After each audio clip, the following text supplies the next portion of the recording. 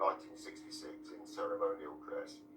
I then got one in 1985, the Queen in colour. Again, it's hand signed by the Queen. It was originally signed to commemorate a visit to an embassy, and that came up for sale, so I managed to acquire that. And then this photograph is very rare. It was signed for the Prime Minister, Harold Wilson. It's a meeting of the Privy Council in 1981 to agree the wedding of Charles and Diana, and the Queen is sat there with Prince Charles, all the former surviving Prime Ministers and other members of the Privy Council. And it's very unique because the Queen has hand-signed this, and also Prince Charles, so you've got the Queen and the heir to the throne. Harold Wilson died, and his family sold the photograph. It cost £2,000, and it's a very, very rare item, so I'm very, very proud of that. Then the most recent acquisition is this one of the Queen, signed in 1993.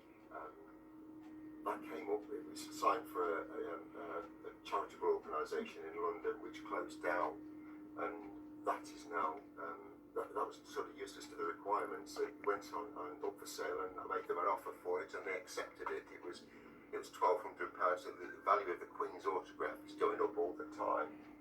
And there's one other signed photograph of the Queen, this huge portrait of the Queen and Prince Philip, signed in 1991, again ceremonial dress, and that was originally signed to commemorate a visit to an embassy, which eventually appeared on the internet for some reason, and I was lucky enough to buy that for £500. And then finally, this document is appointing an ambassador by the Queen.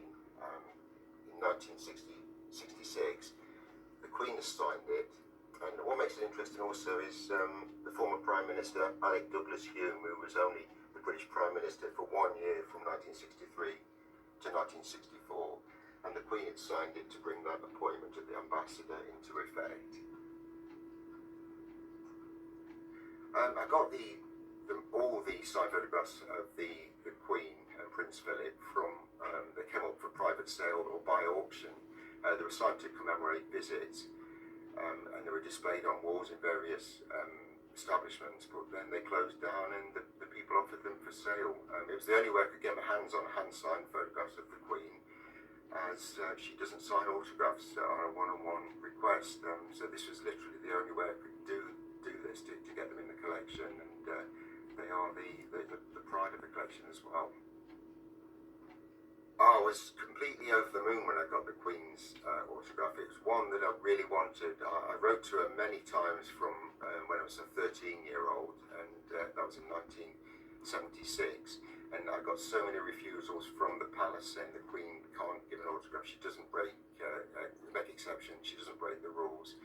And so each time I kept trying another angle to try and get her to change the rule, but she said no. And the editor of the Guinness Book of Records, Norris McWhirter, said to me, "You are the most persistent collector, because most people would accept no to mean no, but you carried on trying to get her to change her mind." But after that, of course, I got one at auction, and I wrote to tell the Queen that I actually got one. They responded saying, "Well, we're happy for you to keep that. You've obviously bought it, and they gave me their blessing in that regard." But that was, again, as I say, the jewel in the crown. It's still the most popular autograph in the collection today. I'm a committed royalist because I was brought up to respect the royals. I know people look upon them differently these days, but the Queen and Prince Philip, all the senior members of the royal family, Prince Philip, Charles, I was taught to respect, and I think they worked really hard for the country.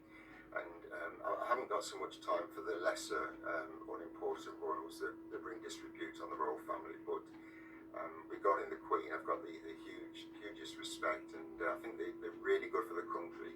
I mean, we can ask ourselves who is a king or queen of another country in the world, and we would struggle to give names.